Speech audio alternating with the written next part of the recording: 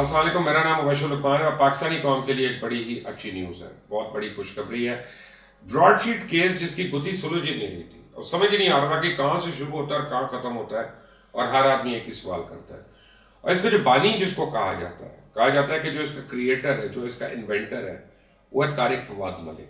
तारिक फवाद मलिक साहब 2007 से मुल्क से बाहर हैं और तब से अभी तक मुल्क में आए नहीं। आज मेरा राब्ता उनसे हुआ थोड़ी देर पहले, और वो एक 28 मिनट की जो फोन कॉल है उसमें आपको पूरी तफसील से पता चल जाएगा कि ब्रॉडशीट में कौन कौन जिम्मेदार है। अच्छा, अब मुझे ये लग रहा है कि इस पर सियासतदानों को भी ड्रैग किया जा रहा है, जबकि बराह रास्त नैब के, ब्रॉडशीट के और इनके बीच के अपने लोग शामिल हैं। मैं ऐसा क्यों सोच रहा हूँ, ये इंटरव्यू देखेंगे तो आपके लिए बहुत बड़ी खुशखबरी, आपको समझ आ जाएगी कि आपके साथ हैंड किस किस ने किया। Watch this. तारिक फवाद मलिक साहब, हम ये कह सकते हैं कि आप ब्रॉडशीट डील के बानी हैं? नहीं नहीं, मैं नहीं हुई। अच्छा। ये अपना सैफुर रहमान साहब के जमाने में स्टार्ट हुई थी। अच्छा। और उन्होंने ही इनको इनवाइट किया था यहाँ पे। उन्होंने इनको इनवाइट किया था, लेकिन आपने क्या जनरल हाँ अमजद को जी, इस बात पे कायल किया था कि ब्रॉडशीट या ट्रूवॉन्स के साथ डील करनी चाहिए और जेरी जेम्स की खिदमात लेनी चाहिए? बिल्कुल भी नहीं जी। जनरल साहब के साथ तो मेरा कोई ऐसा रिलेशनशिप नहीं था, और ना कोई इतनी लंबी चौड़ी कभी कोई मीटिंग हुई है। बड़ी सरसरी सी जो जब इनके लिए हम मीटिंग अरेंज करते थे, जब ये प्रोग्राम के लोग आए थे, I used to accompany them to a limit. उससे ज्यादा नहीं, मेरी इनसे इंटरेक्शन नहीं था जनरल साहब से। तो तारिक साहब, फिर ये कैसे हो गया? सारे पेपरा के रूल्स वायलेट हुए, सब कुछ वायलेट हुआ, तो ये डील कैसे हो गई? ये तो अब गवर्नमेंट ऑफ पाकिस्तान ब्रॉडशीट के वकील ही बता सकते हैं। यू मेरे ख्याल में जो उस वक्त जब एहतसाब ब्यूरो से नैब पे स्विच हुए, तो ज्यादातर लोग एहतसाब ब्यूरो का ही चल रहे थे। बहुत कम लोग थे जो नए फेसेस थे जो सामने आए। ये क्या रीजन था? आप पीएफ छोड़ के क्यों आए थे और फिर आप यहाँ पे आ गए थे? कोई स्पेशल रीजन था? नहीं, मैं नॉर्मल एक कारोबारी आदमी हूँ। हम्म। और मेरे जो कुलीग है, फोत हो चुकी है अनफॉर्चुनेटली, सादिक अली साहब, वो वेल प्लेस्ड थे। इस्लामाबाद का ऑफिस वही देखते थे, तो वही डील कर रहे थे। पर उनको 2000 में जाना पड़ गया वापस लंदन। उनकी बेगम जो थी वो ब्रिटिश थी, और उनका कोई डाइवोर्स का सिलसिला चल रहा था। तो फिर वो दफ्तर को मैंने मैनेज करना शुरू कर दिया, and we continued as local representative of any company, जिस तरह होता है। तो बेसिकली आप पाकिस्तान में ट्रूवॉन्स को गल्फ साउथ एशिया इन्वेस्टमेंट के जरिए रिप्रेजेंट कर रहे थे, और आप इस कंपनी हाँ जी, जीएसए रिप्रेजेंट के करते हैं एमडी थे। जी। और ब्रॉडशीट ही वो कंपनी जो ट्रूवॉन्स के लिए बनाई गई थी। जी, ब्रॉडशीट ही कंपनी है जो ट्रू होम्स के लिए बनाई गई थी। और बड़े स्पेशल और तरीके से। उसका भी बैकग्राउंड कुछ इस तरह से है कि मुझे ये बताया गया था, मुझे ब्रॉडशीट वालों ने, ट्रू होम्स ने ये बताया कि गवर्नमेंट ऑफ पाकिस्तान की स्पेसिफिक रिक्वेस्ट है कि जो आपकी ट्रू होम्स है ये और भी काम कर रही है, और इसमें बहुत सारे ऐसे लोग हैं जो हम शायद उस पर एतराज करें। तो जिस तरह इंडियन नेशनल्स हैं या जूश लॉबी के लोग हैं, तो इसके लिए आप स्पेसिफिक एसपीवीज लाएं जो सिर्फ हमारा काम करें। राइट। तो ये भी एक हकीकत है ना कि जब आप लोगों ने ब्रॉडशीट से साइन किया था, ना ब्रॉडशीट के कोई एम्प्लॉयज़ थे उस वक्त, ना उनके पास बिल्डिंग थी, ना उनके पास दफ्तर था, कोई इंफ्रास्ट्रक्चर नहीं था, और कोई उनका प्रीवियस ट्रैक रिकॉर्ड नहीं था, और आप लोगों ने साइन कर लिया। It was a shell company, it was just a SPV. So shell is a good word to say, but actually वो कंपनी तो कागज़ की थी ना सिर्फ। बिल्कुल कागजी कंपनी थी। तो फिर साइन क्यों किया उससे? गवर्नमेंट ऑफ पाकिस्तान और You are ब्रॉडशीट government ने of साइन किया Pakistan, थी। मैं or you were government of Pakistan at that time. No, I was not government of Pakistan, where I am just a witness to that, and I am representing true ones in Pakistan. Oh, okay. So आप अपना नैब को नहीं, आप broadsheet को actually represent करते हैं। True once को, true true once once भी तो ब्रॉडशीट उसको ब्रॉडशीट को ही एग्जिस्ट ही नहीं रिप्रेजेंट। करती थी। जी, ब्रॉडशीट कायम हुई, उनका एग्रीमेंट साइन हो गया, उसके बाद मेरा कंसल्टेंसी एग्रीमेंट साइन हुआ ब्रॉडशीट हम्म। अच्छा, उसके बाद ब्रॉडशीट को नैब ने रेंट फ्री जगह दी अपने ऑफिस में, जहां आपके दो एसोसिएट्स ही बैठते थे। इनका लाइजन ऑफिस था वहां पे, हम्म। बहुत छोटा सा, एक किस्म का वेटिंग रूम जिसे कह सकते हैं आप। उसकी वजह ये थी, बुनियादी वजह ये थी कि टाइम डिफरेंस था डेनवर का, जहाँ से ये मैनेज कर रहे थे इस कंपनी को। और जो उनके अपने यहाँ पे मुलाजिम थे, तकरीबन 2 या 3 आए हुए थे वहां से, वो अपने घर से ही उनको रात को उनसे कम्युनिकेट करते थे। और दिन को अगर उन्होंने हमें नैब में कोई कागज देने या लेने, तो अपने लाइजन ऑफिस में आके बैठते थे। तो मैंने अगर कभी कोई नैब मेरी कोई यानी पूछगिछ कर रहा होगा ये वो, तो मुझे भी नैब दफ्तर दे देगा बैठने के लिए वहां पे अपने एक्सपेंस पे ना। देखिए लुकमान, उस वक्त they were pulling in the same direction. उनका मकसद एक ही था, दे वर पार्टनर्स। उस वक्त तो ये बिल्कुल नहीं था किसी के जहन में भी, ना नैब के और ना ही जो ब्रॉडशीट के एम्प्लॉइज थे, ये बाद में जाके लड़ाई होगी। एग्रीमेंट तो एक किस्म का आपका पार्टनरिंग एग्रीमेंट था। वो एक दूसरे के लिए काम करते। Broadsheet was contracted to NAB then. So ये एक अजीब बात है कि एक ऐसा एग्रीमेंट हुआ जो पेपरा रूल्स की वायलेशन था। एग्रीमेंट एक ऐसी कंपनी से हुआ जो शेल कंपनी थी, सिर्फ कागज़ के ऊपर थी, जिसके ना एम्प्लॉयज़ थे, ना उसकी बिल्डिंग थी, ना उसका दफ्तर था, ना उसका कोई ट्रैक रिकॉर्ड था, ना इससे पहले उसने ऐसा कोई काम किया। फिर नैब उसी को अपने दफ्तर में उनके अफसरों को बैठने देता है जिनको आप रिप्रेजेंट कर रहे हैं, उस कंपनी के लोगों को। और एक ऐसा एग्रीमेंट होता है जिसमें एग्जिट क्लॉज ही नहीं होता, और गवर्नमेंट ऑफ पाकिस्तान जो है उसको इवेंचुअली लेने के देने पड़ जाते हैं। Is that right?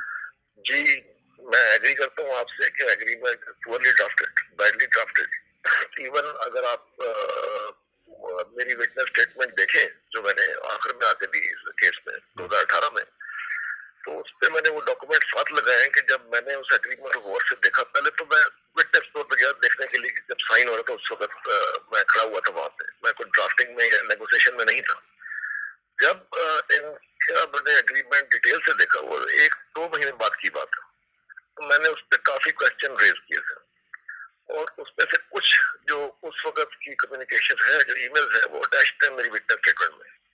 उसमें मैंने स्ट्रेट अवे यही कहा था, पॉइंट आउट किया था कि जो रिसोर्सेज आप लोग यहाँ पे कमिट करके गए हैं, या जिस तरह की अपनी सलाहियत आप बता रहे हैं, उस तरह का तो काम नहीं हो रहा। तो मेरा ख्याल है, और ये एग्रीमेंट की ड्राफ्टिंग भी ऐसी है कि ये समझ से बाहर है, ये इस तरह नहीं होनी चाहिए थी। तो मैंने उस वक्त डॉट शीट को लिखा कि आप इसको टर्मिनेट करें, एग्रीमेंट को, इससे निकले बाहर। और ये रिकॉर्ड पे है। आपने ब्रॉडशीट को लिखा? हाँ जी। ऐसा कौन सी चीज़ थी जो ब्रॉडशीट के लिए अच्छी नहीं थी और आपने उनको कहा कि इस एग्रीमेंट से बाहर निकले? मेरे ख्याल में एग्रीमेंट फेयर नहीं था, परफॉर्मेंस नहीं हो रही थी। सब कुछ तो ब्रॉडशीट को मिल रहा था, तो आपको क्या प्रॉब्लम थी? देखिए, जरूरी नहीं होता कि बंदा आंखें बंद करके बैठा रहे। जब परफॉर्मेंस नहीं हो रही और मैं पाकिस्तानी और पाकिस्तान में बैठा हूँ, तो आई कैन सी, और उसमें मैं देख रहा हूँ एग्रीमेंट में कि वो एक पे एक बंदा रजिस्टर की जा रहे हैं। और जो है वो एक्चुअली अगर गवर्नमेंट ऑफ पाकिस्तान भी उसके साथ जो है कुछ रिकवर करेगी, फिर भी इनको जाएगा तो ये चुप करके बैठे खाते रहेंगे, व्हिच इज नॉट फेयर। तो आपको तो मिलना था फिर उसमें से इवेंचुअली, आपको तो मिलना था उसमें से। नहीं, मेरा कोई हिस्सा नहीं था उसमें, मैं कंपनी में कंसल्टेंट के तौर पर। कंसल्टेंट को पैसे तो मिलते हैं ना? जी, पर उसका ये मतलब नहीं कंसल्टेंट चुप करके बैठा रहे। अगर कोई तो उन्होंने आपको कंसल्टेंट क्यों अपॉइंट किया? आपकी क्या स्ट्रेंथ थी? हमारी कंपनी थी पहले जो उनको रिप्रेजेंट कर रही थी, और उसी कंपनी का उन्होंने अपना ऑफिस को कंटिन्यू कर लिया to represent them, but we were merely a post office. उनके अपने बंदे यहाँ पे थे ग्राउंड पे। आप तो खुद नैब के दफ्तर में बैठते थे जाके। ओकेजनली जब कोई मीटिंग। आपका तो अपना दफ्तर था ही नहीं, तो उन्होंने आपसे क्या देख के एग्रीमेंट किया? नहीं, मेरा पूरा, हमारा पूरा अपना सेटअप है। अच्छा खासा बड़ा सेटअप था इस्लामाबाद में, और हम अपने ऑफिस से बाकी कारोबार अपना हैंडल कर रहे थे। बहुत सारा कारोबार था। ये एक एडिशन टू ऑल दैट, ये मेरा ख्याल है हमारा टाइम लेता होगा 30-40%, मैक्सिमम 50%, नॉट फुल टाइम।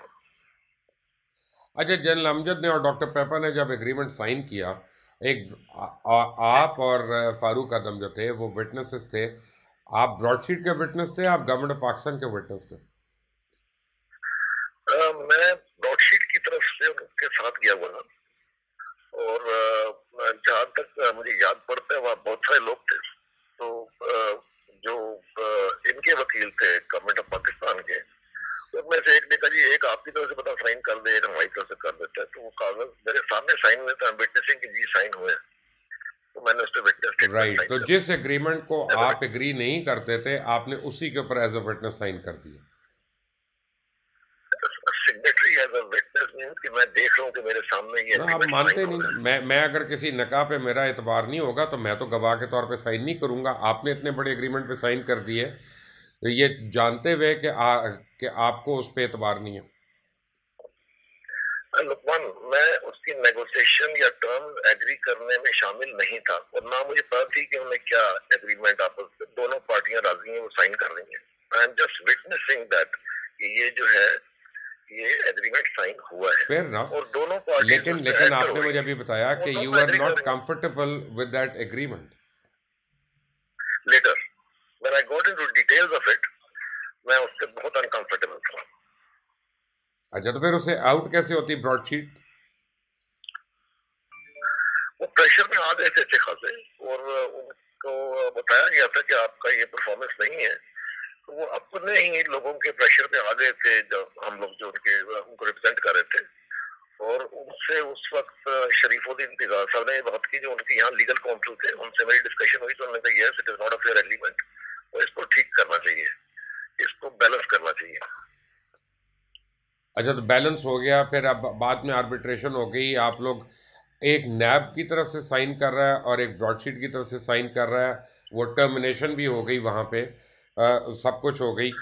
आप ब्रॉडशीट के गवाह थे, नैब के गवाह थे? कब की बात कर रहे हैं अब ये थोड़ा सा ब्लर कर दिया लाइन, ये कब की आप बात कर रहे हैं? जब ये आपने नैब के हक में विटनेस दी थी उस वक्त, जी, तो उस वक्त आपने मैं ब्रॉडशीट के रिप्रेजेंटेटिव होने की तरफ से विटनेस दी थी कि नैब के रिप्रेजेंटेटिव होने की तरफ से दी थी? उस वक्त मैं किसी का रिप्रेजेंटेटिव नहीं था, मुझे उन्होंने इस कैपेसिटी में बुलाया कि आप आके, क्योंकि आप इसमें जो है शामिल रहे हैं, तो आप आके ये विटनेस स्टेटमेंट रिकॉर्ड कर दें। तो मैंने अपनी इंडिपेंडेंटली, मैं उस वक्त ब्रॉडशीट का रिप्रेजेंटेटिव नहीं था, और ना ही मैं गवर्नमेंट ऑफ पाकिस्तान का रिप्रेजेंटेटिव था। मैंने अपनी इंडिपेंडेंट कैपेसिटी में जाके वो 2018 में विटनेस स्टेटमेंट रिकॉर्ड करवाई है। तो जब आप जेरी जेम्स को $1.5 मिलियन पे हुआ था उसके भी आप विटनेस थे? नहीं, मैं वहां नहीं था बिल्कुल भी। ये लंदन हाई कमीशन में पे हुआ, मैं वहां बिल्कुल भी नहीं था। और जो है अपना, मेरे पास सीसी आती थी कम्युनिकेशन की, जो नैब कर रही थी टू जेरी जेम्स या to British high commission, to Pakistan high commission London. उसके अलावा मैं वहां नहीं था। अच्छा, जब जेरी जेम्स को पेमेंट हो गई तो इसका मतलब है कि जी, नैब ने अपनी लाइबिलिटीज पूरी कर दी ना, जो भी डिसाइड हुआ था पूरी कर दी, पूरी पूरी कर दी। कर दी। बाद में $28 मिलियन का हाँ, क्लेम कहाँ से आ गया? ये देखें, ये जाती हुई है, और मेरा ख्याल है डिफेंड नहीं किया गया सही तरह से। गवर्नमेंट ऑफ पाकिस्तान और जो जेरी जेम्स और ब्रॉडशीट थी, इनकी सेटलमेंट बिल्कुल लीगल तरीके से, हर तरीके से हुई, और उसमें कोई कोताही कहीं नजर नहीं आती। उसको जो कंपनी वहां पे शेल कंपनी थी, उसको एक थर्ड बंदे ने आके, जैसा कोई ताल्लुक ही नहीं था ना सरकार से, हुकूमत पाकिस्तान से, और ना ही लुकमान का ताल्लुक था अपना ब्रॉडशीट से। उन्होंने आके उसको खरीद के रिवाइव किया, और वो जब रिवाइव किया तो उसने नोटिस देना शुरू कर दिए गवर्नमेंट ऑफ नैब को। तो नैब ने आगे से जवाब नहीं दिया उसने, और उसने जब फाइनल नोटिस दिया कि मैं आर्बिट्रेशन में जाना चाहता हूँ, तो ये एग्री कर दे फौरन कि ठीक है आप आर्बिट्रेशन में जाए, हम एग्री करते हैं, और ये जगह भी एग्री कर दे उनसे लंदन में करने की, और आर्बिट्रेटर भी उसके बताए हुए आर्बिट्रेटर को एग्री कर दे कि ये आर्बिट्रेटर में मंजूर है। अच्छा, उस वक्त मुझे बताएं कि फारूक आदम क्यों नैब के खिलाफ हो गए? वो तो नैब की तरफ से थे जिन्होंने ब्रॉडशीट से साइन किया था सब कुछ और करवाया था। ये मेरे इलम से बाहर है, क्योंकि मैं उनसे इन टच नहीं था फारूक साहब नहीं, से। आप बहरहाल एक समझदार आदमी हैं, दुनिया देखी आपने, आपके ख्याल में क्यों हुए खिलाफ? मैं इस पे कमेंट लुकमान नहीं कर पाऊंगा, मेरे नहीं नहीं, इससे बदयांती है, करप्शन है, क्या है? मैं नहीं इस पे कमेंट कर सकता, ये क्यों, कौन आपका करेगा शब्द है कमेंट नहीं। फिर इस पे को मेरा को रिश्तेदार आके कमेंट करेगा? और आप लोग डील करने वाले, आप लोग विटनेस साइन करने वाले, आप लोगों के पास सारी चीज हुई, तो कमेंट आप क्यों नहीं करेंगे? देखिए मैं कमेंट इसलिए नहीं कर सकता कि जब फारूक साहब ने उनको उनके साथ उनके फेवर में विटनेस दी है, वो मैंने आज तक देखी भी नहीं, और ना मैं उनसे इन टच था। तो जो उनके नजदीकी लोग थे उस वक्त, वो शायद बेहतर बता सकें कि बट क्या आपको ये पता है ना कि उन्होंने थे। उनके हक में विटनेस दी है, ये तो पता है ना आपको? ये मैंने सुना है, मैं देखी नहीं है। तो वो क्या वजह हो सकती है? ये आप उनसे पूछें जो लोग उनके नजदीक थे। अच्छा चले, मैं आपको एक शायद और सिनारियो बेहतर बताता हूँ। मैं एक शख्स है जो नैब की तरफ से किसी कंपनी को चूज करता है, वो उस कंपनी से एक एयर टाइट एग्रीमेंट साइन करता है, उसके बाद उस कंपनी की तरफ से पहले एक दफ़ा सेटलमेंट करवाता है किसी को $1.5 मिलियन की, और वो कंपनी लिक्विडेशन के लिए चली जाती है, लेकिन एक तीसरा आदमी उसको लाइबिलिटी समेत आके ख़रीद लेता है, उसकी लिक्विडेशन को रोक लेता है वहाँ पे, और दोबारा नैब में उसी आदमी को कहता है कि मैं इसे सेटलमेंट करो, और ये कहते हैं हाँ हम तुमसे सेटलमेंट करते हैं, और उसके बाद ये millions and millions of dollars का आगे क्लेम आ जाता है। इसका मतलब है आप सारे बीच में मिले हुए हैं, फारूक आदम भी, आप भी, अमजद भी, जो जो जो बीच में आया वो सारे से मिले हुए हैं, और आप ब्रॉडशीट एक शेल कंपनी है जो पीछे से आप लोग खुद खींच रहे हैं और आप लोग ओन कर रहे हैं और आप लोग उससे कमा रहे हैं, अभी तक कमा रहे हैं। नहीं, ऐसा कहीं से भी नहीं है।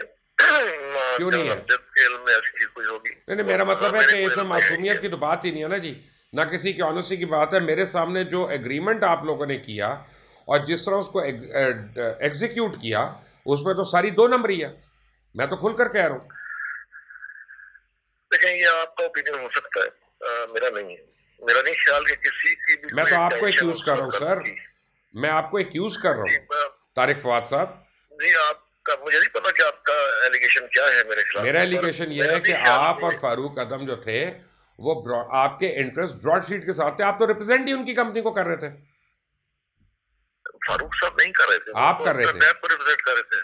आप कर रहे मैं थे, कर रहा था। आप कर रहे थे, जी, और फारूक साहब ने गलत एग्रीमेंट किया और एक गलत कंपनी से किया। अब ओपिनियंस कैन डिफर। मैं इस पे ये कमेंट नहीं कर सकता गवर्नमेंट ने इनको क्यों सिलेक्ट किया और इनसे एग्रीमेंट क्यों साइन किया, इनसे जो टर्म्स उन्होंने मायदे में की वो क्यों की इस तरह की। मैं आपको अपना ओपिनियन दे सकता हूँ कि जब मेरे नॉलेज में डिटेल से आया कि ये एग्रीमेंट क्या है और इनकी परफॉर्मेंस क्या है, तो मैंने फ्लैग डेफिनेटली रेज कर दिया, और अच्छा खासा रेज किया था फ्लैग। नैब और में मेरा किसी ने हिस्सा है क्वेश्चन नहीं आप किया कि जब नैब का अपना आदमी ब्रॉडशीट के हक में जाके विटनेस देता है और उनका विटनेस बन जाता है, तो किसी ने इसके ऊपर आईब्राउज नहीं रेज की? करनी चाहिए थी अगर ऐसा है, और अगर उनकी विटनेस स्टेटमेंट गवर्नमेंट के खिलाफ है या नैब के खिलाफ है, जो वो सीरियस कॉन्फ्लिक्ट ऑफ इंटरेस्ट है। तो इसका मतलब जो है भी कि नैब लोग, अंदर से बहुत लोग मिले हुए थे ब्रॉडशीट के साथ। इसमें कोई शक नहीं है, क्योंकि ये चीज मैंने भी नोट की जब ये सेकंड जो कावे मुसावे वाला सिलसिला शुरू हुआ है, ये बहुत सारी इंफॉर्मेशन उनको मिल रही थी ahead of NAB strategies. Like अभी तक ये कुछ कर भी रहे थे या हम आपस में भी डिस्कस कर रहे थे या नैब मेरे से कर रहे डिस्कस, वो दूसरी साइड को पता होती थी, वो काउंटर कर रहे थे। इसका सबसे बड़ी ग्लेरिंग एग्जांपल ये है कि उन सारे लोगों को साइड पे रखा गया जो सेटलमेंट में, ओरिजिनल सेटलमेंट में शामिल थे, जिसमें एक बहुत स्ट्रॉन्ग लॉ फर्म थी यूके की, कैनल फ्रीमैन। उनको निकाल दिया गया, नई लॉ फर्म लेके आ गए जिसको कुछ पता नहीं था बैकग्राउंड का कि कैसे सेटलमेंट हुई, इसकी क्या लीगैलिटीज थी। दूसरा, यहाँ पे अहमद बिलाल सूफी साहब थे, उनको साइड लाइन कर दिया गया और उनको बिल्कुल इन्वॉल्व भी नहीं किया गया। उन्होंने की थी जाके सेटलमेंट, उन्होंने नेगोशिएट की थी, और उनके साथ उनके अपने लॉयर्स थे जो गए थे और नैब के लोग थे, उनको साइड पे कर दिया गया। फिर उसके बाद जो है अपना मुझे भी साइड पे कर दिया गया। इनिशियली मैंने उनको कहा कि मुझे पार्टिसिपेट रहा है, ये कोई इतना बड़ा केस नहीं है। आप किसी ने कंपनी रीइंस्टेट कर ली है, जो किसके एग्रीमेंट भी साइन हुए हैं अमेरिका में, आपने से सेटलमेंट कर ली एक दफा, अब आप इसका कोई क्लेम बनता ही नहीं आपकी तरफ। इवन एक्सक्यूज मी, इवन अगर ये रिवाइव कर लेते हैं कंपनी को जाके, एक लिक्विडेटेड कंपनी को, उसमें तो एग्रीमेंट है ही नहीं, आज भी नहीं है। Even today it is not there. वो तो असाइन हो चुका है, लीगली असाइन हो चुका है, नोटराइज हो चुका है, एग्री कर चुके हैं सारे लोग उस पर, दोनों पार्टियां एग्री कर चुकी हैं। तो कोई एग्रीमेंट इधर खड़ा ही नहीं है जहाँ पे आज जाके इस दफा ये आप एग्री कर गए लिक्विडेशन पे, और आप उसको जाके आयल ऑफ मैन में चैलेंज करें कि इस कंपनी के पास आपका एग्रीमेंट नहीं है। वो आज तक तो किसी ने किया नहीं, और बल्कि उल्टा इंफॉर्मेशन बाहर निकल जाती है और सर्कुलेट करना शुरू कर देती है और वो काउंटर करना क्या शुरू ये कर सही देती है कि एक पूरी फाइल नैब के दफ्तरों से चोरी होती है और वो ब्रॉडशीट के दफ्तर में पहुंच जाती है? जी, ये आप उस फाइल की बात कर रहे हैं गालबन, जो असाइनमेंट से मुतल्लिक है। जी हाँ। जो जो कैंडल फ्रीमैन जो एक कंपनी है लॉ फर्म यूके की, जी हाँ। उधर से स्टार्ट होती है।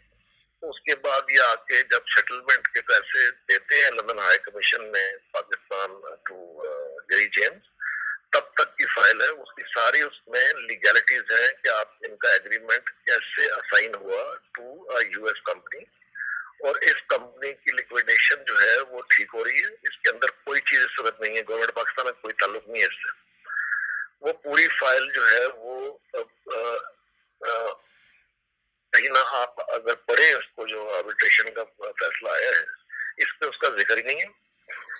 इसका मतलब है कि वो फाइल यहाँ से गायब हो गई, इनके पास है ही नहीं वो एग्जिस्ट नहीं करती। अब मेरा ख्याल है एटलीस्ट पाकिस्तान में तो एग्जिस्ट नहीं करती।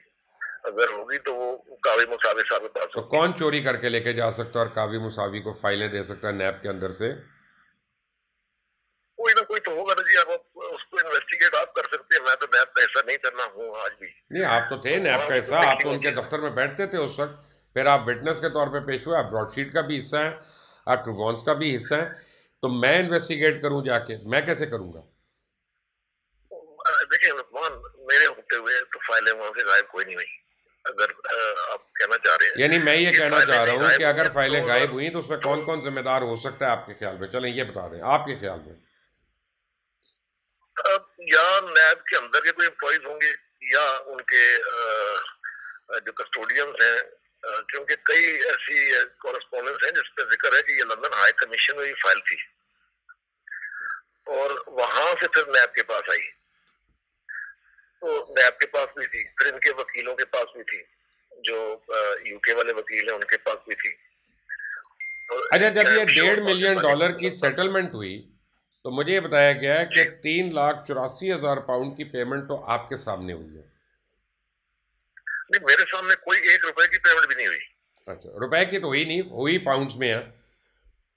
पाउंड्स की भी नहीं हुई मेरे सामने कोई। मेरे पास कम्युनिकेशंस हैं जो आई हैं गवर्नमेंट ऑफ पाकिस्तान से कि London high commission so and so को पे कर रहा है, और उसकी सीसी मेरे पास नहीं है। ये 2 इंस्टॉलमेंट से पेमेंट हुई है। मुझे एक बात तो बताएं तारिक फवाद साहब के जेरी जेम्स को सेटलमेंट करने के बावजूद ये मामला क्यों सेटल नहीं हुआ, रिवाइव क्यों हो गया? ये मिली भगत है। इसमें बहुत सारे लोग डेफिनेटली मिले हुए जिनका एक इंटरेस्ट है, फाइनेंशियल इंटरेस्ट है, पॉलिटिकल इंटरेस्ट है, वो मिले हुए, और इसको उन्होंने जो है कावी के साथ आज भी लोग मिल रहे हैं। आपके इल्म में ये चीज पब्लिकली आ रही है और बहुत सारे लोग उसके साथ इन कॉन्टेक्ट में हैं। इसको फिगर आउट करना, इसको मैप आउट करना मेरे लिए मुश्किल है। तो मैं सिर्फ आपको यही कह सकता हूँ कि इसमें पॉलिटिकल और फाइनेंशियल दोनों इंटरेस्ट है। पॉलिटिकल इंटरेस्ट यानी इसका मतलब नवाज शरीफ का है या पीपल्स पार्टी का है, और तो कोई है नहीं ना ऑब्वियसली। सो आप ये कहना चाह रहे हैं कि पाकिस्तान के जो पॉलिटिशियंस हैं, मियां नवाज शरीफ जैसे लोग, वो ये ब्रॉडशीट केस में इन्वॉल्व है, आसिफ अली जरदारी जैसे लोग इन्वॉल्व हैं? Is that what you are saying? It is possible that they are backing it. It is possible, it is very much possible. देखिए अभी वो तो कावे मुसावे ने भी नाम ले लिया कि जी मेरे पास वो फलाने लोग आए थे, उन्होंने एक लंबी लिस्ट दे दी है। लेकिन मैं तो आपसे बात कर रहा हूँ ना, काव्य मुसावी से जब करूंगा तो उससे पूछूंगा, बट आप मुझे बताएं आपके ख्याल में कल्प्रिट कौन हो सकता है? एक से ज्यादा होंगे, एक बंदा नहीं होगा, कल्प्रिट ज्यादा निकलेंगे। कुछ जिनका फाइनेंशियल इंटरेस्ट है जो कि नैब के एम्प्लॉइज होंगे। नैब ने किसी को फायर किया था अपनी इंफॉर्मेशन पास ऑन करने के लिए? स्पेकुलेशंस है, पर मेरे पास कंफर्मेशन इंफॉर्मेशन नहीं है सच के कुछ लोग निकाले थे ना? कितने लोग निकाले थे? जी, मेरे इल्म में नहीं है, एक दो लोग गए थे, निकले थे, जो कि किसी न किसी स्टेज पे एक तो डेप्टी डायरेक्टर थे जिनको रिहायर किया गया था इस्लामाबाद में, मुझे मेरे इल्म में नहीं है लुकमान का, उनका भी आपके इल्म में उस नहीं वक्त है। मैं नहीं था जी। बट बात है सही कोई, क्योंकि ये काफी लोग गॉसिप कर रहे थे कि निकाले गए लोग। ये मैं आपको टाइम फ्रेम दे सकता हूँ एक रफली, क्योंकि ऐसा काफी हो गया। ये 2014-15 में कुछ लोगों को निकाला गया कि ये पीछे जो है उन पे मेरा ख्याल इल्जाम यही था कि वो दूसरी पार्टी को इन्फॉर्मेशन दे रहे थे या उनके साथ सपोर्टिव थे। अच्छा, आप जब ब्रॉडशीट के एम्प्लॉय थे या उनके लिए काम कर रहे थे एज अ कंसल्टेंट और आप नैब के ऑफिस में बैठते थे, तो मुझे ये बताएं कि जो नैब के लोग इन्फॉर्मेशन ब्रॉडशीट को देते थे वो आपके थ्रू देते थे कि डायरेक्ट देते थे? नहीं, मेरे थ्रू सिर्फ सरकारी कागज दिए जाते हैं, जो नैब के साइन हुए कागज है। ये भी वही थे? मेरे थ्रू जाते ये थे। कोई भी इनमें गैर सरकारी कागज नहीं था? नहीं, ये कागज और है, वो कागज थे जो एड्रेस थे टू ब्रॉडशीट, और या जो ब्रॉडशीट में नैब और गवर्नमेंट ऑफ पाकिस्तान को एड्रेस किए हुए थे, वो मेरे थ्रू क्लोज, वो मेरे नॉलेज में होते थे। ये जो कागज है, ये वो फाइलें हैं इंटरनल, जो जिनकी वजह से आप आज ये केस आ रहे हैं। ये वो फाइलें हैं जिनमें सारी लीगैलिटी थी कि ये कंपनी रिवाइव नहीं हो सकती, और हो भी जाए तो गवर्नमेंट ऑफ पाकिस्तान को उससे कोई फर्क नहीं पड़ता था, क्योंकि उसके जो है अपना एग्रीमेंट वो असाइन हो चुके हैं ऑलरेडी आगे। और गवर्नमेंट ऑफ पाकिस्तान में वकील वहां उस वक्त वीक नहीं थे, बहुत स्ट्रॉन्ग वकील थे, वेरी डिसेंट लॉ फर्म, और इसी तरह पाकिस्तान में भी इनके बहुत स्ट्रॉन्ग और पक्के वकील थे। और मेरे नॉलेज में है कि उन्होंने अपनी सारी लीगैलिटीज कंप्लीट की थी, कई दफा ट्रैवल किया नैब के लोगों ने, वकीलों ने, यूके में इधर उधर, और ये सारी चीजें कंप्लीट की गई थी। और उसके बावजूद उस चीज का ना कहीं जिक्र आता है और ना वो चीज कभी चैलेंज की जाती है कहीं पे भी। वो तो क्वेश्चन मार्क एक है ना, वो तो अब इसका जवाब तो मैं भी दे सकती है, मैं तो नहीं दे सकता। मैंने तो नैब को ये पॉइंट रेज किया कई दफा कि ये क्यों नहीं हुआ और क्यों नहीं करते आप ये चीज। बंदे तो नहीं मर गए ना, बंदे तो जिंदा है अभी तक। अच्छा, ये मुझे बताएं कि आपके इतना कुछ आपको याद नहीं, सब कुछ भूल गया है, मैं कुछ रिफ्रेश करता हूँ। कोमर साहब थे नैब में, 2015 में एकदम से गायब हो गए, लंदन चले गए, वहाँ पे जाके उन्होंने और चीज़ें शुरू कर दी, उनको पीछे से निकाला गया एब्सटेंशियो में। उनको जानते हैं आप? मेरी मुलाकात नहीं है, पर एक दो दफा उनसे खत एक्सचेंज हुआ था। क्यों? आपके दोस्ती है, खत क्यों एक्सचेंज हुआ? नहीं, सरकारी तौर पे एक्सचेंज हुआ था। उन्होंने मीटिंग अरेंज की थी मेरे साथ। उनको निकाला क्यों गया था? नैब के लोगों की। तो जब मैंने दोबारा उनको ईमेल की तो मुझे टेलीफोन आ गया कि इनको आप ईमेल ना करें आइंदा, ना इनको आप वो करें, क्योंकि ये छोड़ गए नैब, ये हमारा हिस्सा नहीं रहे। छोड़ गए कि निकाले गए? कोई डॉक्यूमेंट ना दे। तो ये मुझे नहीं पता कि निकाले गए हैं या छोड़ गए हैं, पर मुझे रोक दिया गया था कि उनको मैं कोई कागज ना भेजूं और उनसे कोई कम्युनिकेशन ना करूं। लेकिन आप तो खुद 2007 से पाकिस्तान नहीं है, क्या आप मफरूर हैं, सेल्फ एक्साइल में? ऐसा नहीं है। मैं यहाँ पे बिजनेस कर रहा हूँ 2006 से या 5 से, और मेरा बिजनेस इंटरेस्ट यहाँ पे है। तो आता रहता है ना, आदमी आता जाता है, अपना मिलता है, कोई माँ बाप की कब्र पे जाता है, कुछ और करता है, और वो जो है। लेकिन आपने 2007 से बिल्कुल ही नहीं आ पाए, आपने को फातिहा पढ़ने के लिए भी नहीं आए। खैरियत है? देखिए, मेरा एक केस चल रहा है अपना नैब के साथ, और वो मेरा जाती बिजनेस का है। यानी आप खुद वांटेड है? आप खुद भी वांटेड है? माशाल्लाह माशाल्लाह, यानी सारी फनकार हैं इस मुल्क में। लेकिन नहीं, ऐसा नहीं है। मेरा केस की नेचर बिल्कुल डिफरेंट है, और जो है मैं डील कर रहा हूँ उसको कॉन्स्टेंटली। अच्छा, वो क्या केस है? क्योंकि आप तो नैब के, आप तो ब्रॉडशीट के रिप्रेजेंटेटिव थे, तो वो ब्रॉडशीट के हवाले से केस है आपके ऊपर? नहीं, ब्रॉडशीट के हवाले से नहीं है। मेरी अपनी एक रियल एस्टेट डेवलपमेंट थी पाकिस्तान में, तो उसको एनवायरनमेंट के तहत जस्टिस इफ्तिखार चौधरी साहब ने उस पर सुमोटो एक्शन लिया, उसको रोक दिया कि इसके जो एनवायरमेंटल लॉज है। नहीं, आपने उस पर डिफॉल्ट किया हुआ अच्छा खासा, आपने लोगों के पैसे देने, क्या बात कर रहे हो? ऐसा नहीं है, आप सुन तो लीजिए पहले बात।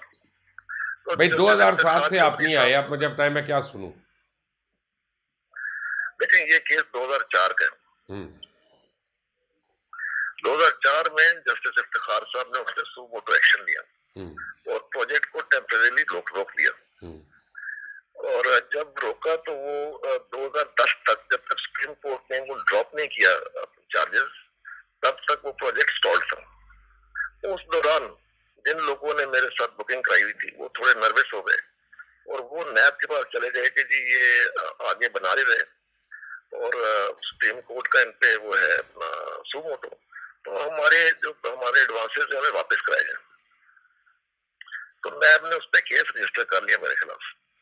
जब 2010 में सुप्रीम कोर्ट ने मेरा केस ड्रॉप कर दिया विदाउट एनी फर्दर प्रोसीडिंग्स, तो उसके बाद से लेके आज तक मैं हर महीने नैब को लिखता हूँ ऑलमोस्ट कि मैं तैयार हूँ बनाने के लिए, मैं आगे चलने के लिए तैयार हूँ, मेरी प्राइवेट लैंड है, मेरी प्राइवेट होल्डिंग है और मेरे क्लाइंट्स भी तैयार हैं चलने के लिए। जो चलने को तैयार नहीं है उनको मैं पैसे देने के लिए तारिक साहब, ये क्या बात है कि हर जहाँ पे आप होते हैं वहाँ पे कोई ना कोई एलिगेशन लग जाती है। जब आप एयरफोर्स में थे आपके ऊपर एलिगेशन लगी करप्शन की, आपको निकाला गया एयरफोर्स से, फिर आप यहाँ पे आ गए, यहाँ पे आपके ऊपर एलिगेशन लगी, फिर आपकी हाउसिंग सोसाइटी आ गई, फिर उस पर एलिगेशन लगी, ब्रॉडशीट के अंदर आप इन्वॉल्व थे और बुरे जो हैं वो नवाज शरीफ और आसिफ जरदारी हैं बकौल आपके।